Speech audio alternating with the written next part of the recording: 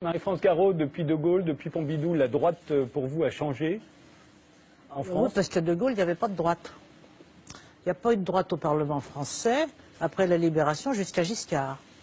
De Gaulle, c'était pas la droite? Non, mais attendez, non, certainement pas. C'était le Rassemblement des Français, au contraire. Mais je veux dire qu'avant De Gaulle, de toute manière, même sous la 4e République, il n'y avait pas de droite. C'est pour ça que quand on parle des valeurs de la droite, il faudrait quand même se souvenir qu'elle n'a pas participé au Parlement, encore une fois, pendant toute cette partie-là. Il y avait le Parti communiste, de loin le plus nombreux, le Parti socialiste, les radicaux, les MRP. La droite, au début, c'était Thiessier-Vignancourt. Et puis après, c'était le poujadisme. Voilà, et c'était la configuration qui a existé jusqu'au clivage qui est né, si on peut appeler ça un clivage, au moment de la Constitution de 58 et du vote demandé au peuple sur le choix d'un référendum de l'élection présidentielle au suffrage universel. Alors là, mais pour des raisons en grande partie tactiques, tous les partis, tous les groupes plus exactement du Parlement ont voté contre pour une excellente raison. C'était eux qui le choisissaient, le président de la République avant. Alors on n'aime jamais qu'on vous enlève la principale compétence qui vous a été donnée. Bon, et voilà. Et de toute manière, la droite n'existait pas jusque-là. Elle n'existait pas. Et du temps de Pompidou, il n'y avait pas de droite et de gauche. Il y avait une majorité pour le président, point. Les droites et gauches étaient absolument et radicalement exclues. Le premier mouvement de fond est venu un peu de Giscard, qui a accepté l'idée de la cohabitation, même s'il ne l'a pas pratiquée, et surtout de François Mitterrand. François Mitterrand qui était un homme de droite, il faut bien le dire, fondamentalement. La droite, elle commence à être Mitterrand. Oui, non, mais c'était un homme de droite par ses racines, son éducation, etc. C'est pas contestable. Bon. Et il a compris qu'il fallait, comment dirais-je, une propulsion en face de De Gaulle.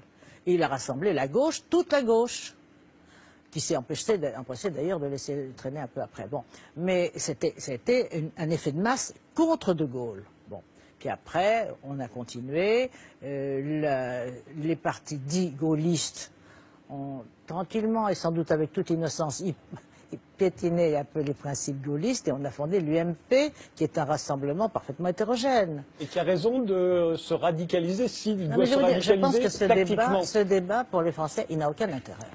Il n'a aucun intérêt. C'est un combat de mecs dans un tunnel. Hein. Bon, c'est vrai, la droite est plutôt conservatrice et la gauche plutôt populaire.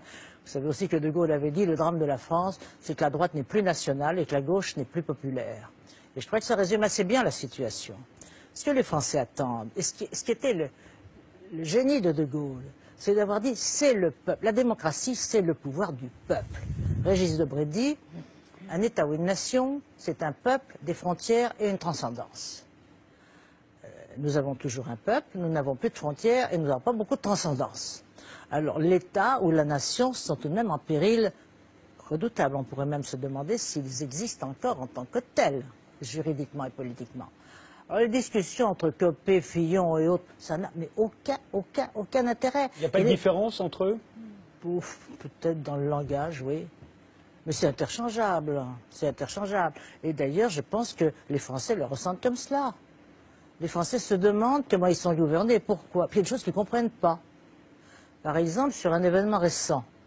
Je sais, parce qu'en ce moment, je suis à la campagne, et bon, on travaille ensemble. Donc là, elle m'a dit, expliquez-nous pourquoi on condamne des députés socialistes qui refusent de voter un traité dont le président avait dit qu'il n'était pas bon.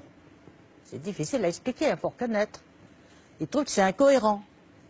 Et ils se disent, bon, on n'est pas gouverné finalement. On nageote comme ça, tantôt dans le sens du vent, tantôt dans le sens du vent. Voilà, je crois que c'est cela. Et en plus, je crois que c'est vrai. Parce que, pour une raison de fond, je vous ai dit ça 10 fois sur votre antenne. Alors ne le redites pas. Nous ne sommes plus un État. La France n'est plus un État. Nous n'avons plus aucun pouvoir d'État. Nous n'avons plus le pouvoir, comme je l'ai dit, de battre monnaie, de faire les lois, de rendre la justice ou de décider de la paix et de la guerre. On avait encore un pouvoir parlementaire de voter le budget. On l'a perdu il y a 15 jours dans le vote de ce malencontreux traité. Par conséquent, on agite vaguement le secteur, mais la marge de manœuvre, elle est asymptotique à zéro. Donc vous voulez dire que le débat entre la droite molle et la droite forte... Ça ne concerne que les droites. Renaud Dely. Pas joli. Alors, nous ne sommes pas là, nous sommes responsables publics, nous ne sommes pas là pour faire l'esthétique. Effectivement, il y a des artistes qui sont là pour faire l'esthétique, les responsables publics sont là pour tenter de régler les problèmes et de trouver des solutions aux problèmes. Prenons l'exemple du pain au chocolat. Mais, Madame Garot, vous savez comme nous tous, que l'histoire du pain au chocolat, c'était une manière, comme une autre, d'énoncer un problème afin de mieux le dénoncer, c'est-à-dire de dénoncer les dérives communautaires. Qui, sur ce plateau, qui sont parmi les téléspectateurs, ceux qui peuvent contester le fait qu'il existe aujourd'hui des dérives communautaristes dans les quartiers sensibles. Moi, je suis élu dans un quartier sensible. Je suis sur le terrain en permanence. Je fais mes permanences chaque semaine. Et je sais que je suis face à un Front National qui fait 40%. Alors, qu'est-ce que je fais? Est-ce que je reste les bras ballants? Est-ce que je ne dis rien? Est-ce que je fais semblant de ne pas voir? Ou alors, est-ce que j'agis? Et est-ce que j'agis avec des valeurs populaires, oui, pardon, de ce gros mot, des valeurs populaires. Et ces valeurs populaires de droite, quelles sont-elles aujourd'hui? C'est l'amour de la France, c'est le respect de sa patrie. Oh, quel gros mot, la patrie. C'est le respect des frontières, c'est la place que nous accordons à l'ordre et à l'autorité de la loi. Et c'est la priorité. C'est du vocabulaire, ça ne correspond à rien. Pardon, c'est une réalité. Mais ce non, sont des valeurs que nous voulons promouvoir. Prenez conscience que ça n'est pas une réalité. Mais bien sûr. Qu'est-ce qu'un gouvernement français peut faire en ce moment de son plein gré? Regardez, même pour les voitures, on lui dit non, pas touche. Nous ne pouvons plus rien faire. Je conteste l'idée que le responsable public n'a plus de marge de manœuvre. C'est cela que le pays sent. Il sent, et d'ailleurs il n'y a pas qu'en France, moi ce qui me paraît tellement frappant en ce moment en Europe, c'est la désagrégation des États. On le voit en Espagne avec la Catalogne, on le voit aux Pays-Bas, on le voit... Bon. C'est-à-dire que quand l'État n'existe plus, ça s'effiloche tout doucement. Ça prendra 5 ans, 10 ans, 20 ans. Mais ça s'effiloche. Regardez la Prusse, c'était un empire, c'est devenu une province allemande. Je crois que ce débat a quand même, à la fois, il est né et il existe, et il a l'inconvénient de cacher l'absence d'un débat politique. Parce que ce n'est pas un débat politique, c'est un débat politicien. Entre Jean-François Copé et François Fillon. Entre partis. Les partis monopolisent la vie politique et les partis ne sont pas le peuple français. Ce n'est pas les partis qui sont souverains, c'est le peuple français.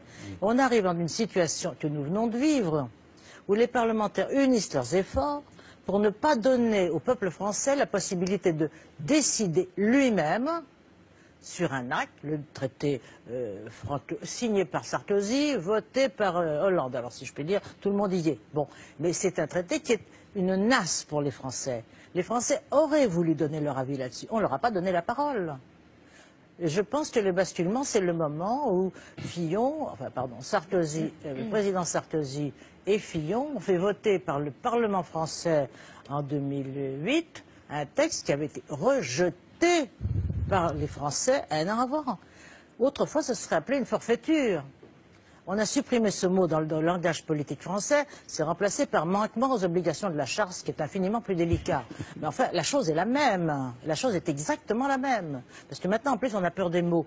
Monnerville parlait de forfaiture en face de De Gaulle. Maintenant, si on disait ça, on serait envoyé devant la Cour de justice. Enfin, ce serait affreux. Bon. Or, le fond du problème, il est là. Le fond du problème, c'est qu'il n'y a plus de débat politique. Alors, il y a des débats partisans. Ça occupe le terrain.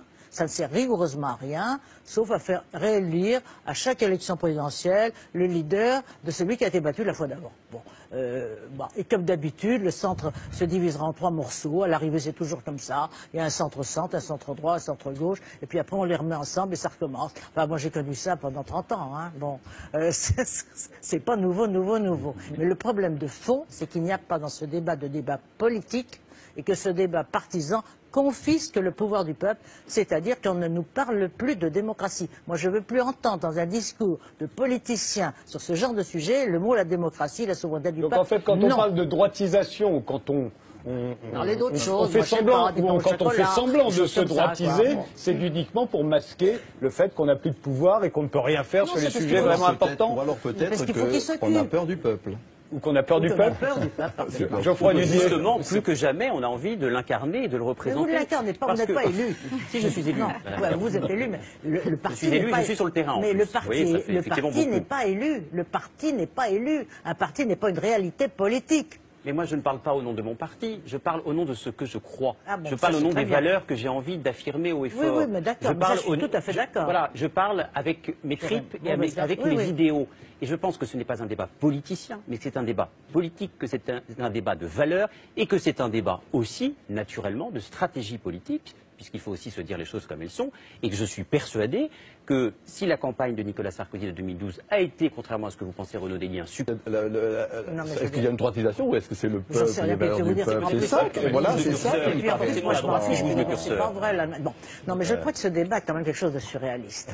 On est dans une période dramatique. Nous n'avons plus de pouvoir d'État. Nous sommes dans une crise qui va s'aggraver. Nous allons être dans une situation absolument désastreuse. Il n'y a aucune chance qu'on tienne les engagements qu'on a pris, bien entendu.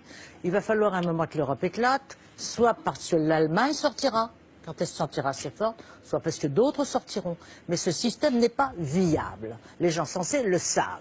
Alors on est en train de discuter du sexe des anges sur les c'est pas nous, c'est eux. Non, ça n'a pas de sens. Ça n'a pas de sens. C'est pour ça que ça n'intéresse pas les gens. Qu'est-ce qu'on va devenir dans une situation dans laquelle on n'a plus les moyens d'agir? Or, on est sur une pente qui ne peut que s'aggraver. Bon, ça, c'est vraiment quelque chose qui peut amener une situation révolutionnaire. On peut imaginer qu'il y ait le retour de l'idée impériale, c'est-à-dire des cantons, des provinces, et puis un empire qui serait un empire européen. La Catalogne, voilà, la Catalogne, l'Occitan, oui, absolument, mais c'est vrai. Etc.